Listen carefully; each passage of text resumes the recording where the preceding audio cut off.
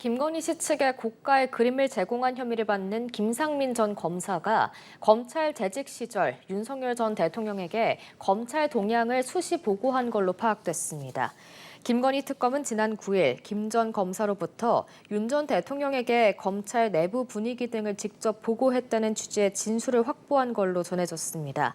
김 전 검사는 안혜욱 전 대한초등학교 태권도 협회장의 김건희 씨 명예훼손 사건에 대한 검찰 내부 분위기도 전달했다고 진술한 걸로 파악됐습니다.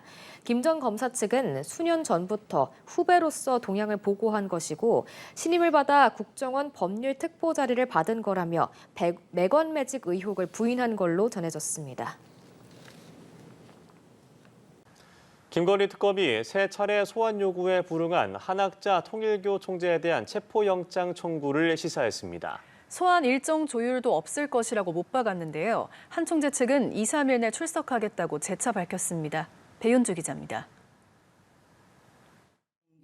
한학자 통일교 총재가 김건희 특검의 세 번째 소환 통보에 끝내 불출석하자 특검은 추가 조율은 없다는 입장을 분명히 했습니다.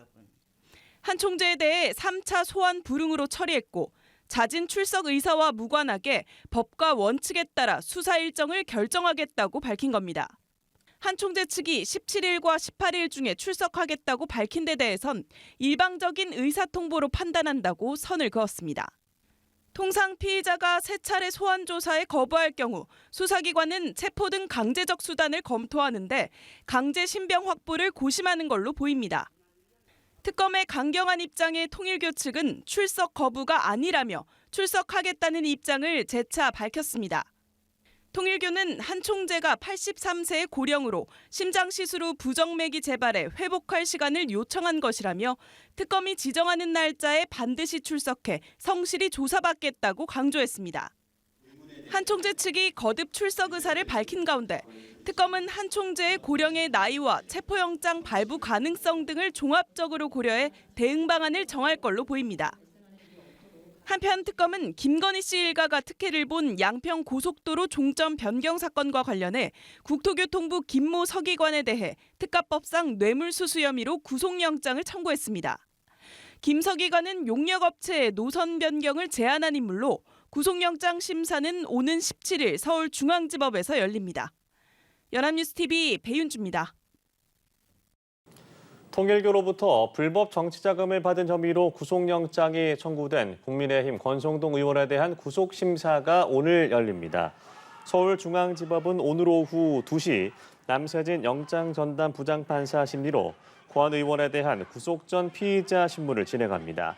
권 의원은 지난 2022년 1월 통일교 측으로부터 정치자금 1억 원을 수수한 혐의를 받습니다. 특검은 통일교 측이 지난 2023년 국민의힘 당대표 선거에서 권 의원을 당대표로 지원하기 위해 교인들을 대거 입당시켰다는 의혹도 들여다보고 있습니다. 권 의원에 대한 구속 여부는 이르면 오늘 밤 결정될 것으로 보입니다. 민중기 특검팀이 구속 기소한 김건희 씨의 재판이 오는 24일에 시작됩니다. 서울중앙지법은 오는 24일 오후 2시 10분 김 씨의 자본시장법 위반 등 혐의 사건의 첫 공판기일을 진행합니다. 이 공판기일에는 원칙적으로 피고인의 출석 의무가 있으며 역대 영부인이 피고인으로 법정에 서는 건 이번이 처음입니다. 앞서 특검은 도이치모터스 주가 조작과 명태균 공천 개입, 건진법사 통일교 청탁 등 3가지 의혹으로 김 씨를 지난달 29일에 구속 기소했습니다. 55일 만에 검거된 이기훈 삼부토건 부회장이 구속됐습니다. 서울중앙지법은 어제 구속 전 피의자 신문을 거쳐 자본시장법 위반 혐의로 특검팀이 청구한 이 부회장의 구속영장을 증거를 인멸하고 도망할 염려가 있다는 이유로 발부했습니다. 삼부토건 주가 조작 사건의 기획자로 지목된 이 부회장은 지난 7월 영장 실질 심사에 출석하지 않고 도주했다가 55일 만인 지난 10일 전남 목포에서 체포됐습니다.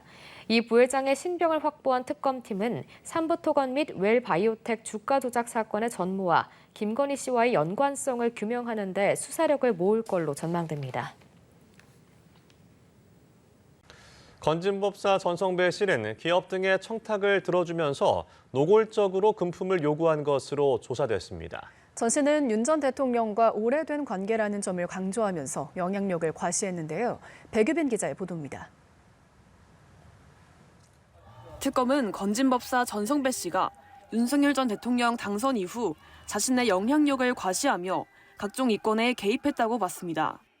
21쪽에 달하는 공소장에는 전 씨가 기업들의 각종 청탁을 들어주는 대가로 수차례 금품을 받은 경위가 자세히 적혔습니다.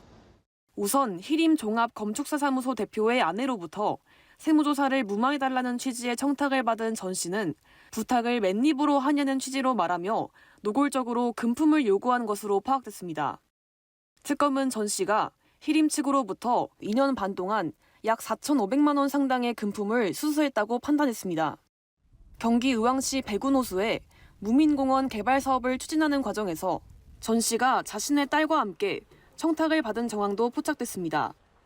2022년 7월 딸로부터 기업 관계자를 소개받은 뒤 자신과 친분이 있는 의왕시장을 연결시켜주며 백운호수 개발 프로젝트에 개입했다고 공소장에 적시했습니다. 특검은 전 씨가 윤 전 대통령과의 친분을 이용해 통일교 측으로부터 수차례 금품을 수수했다고 봤습니다.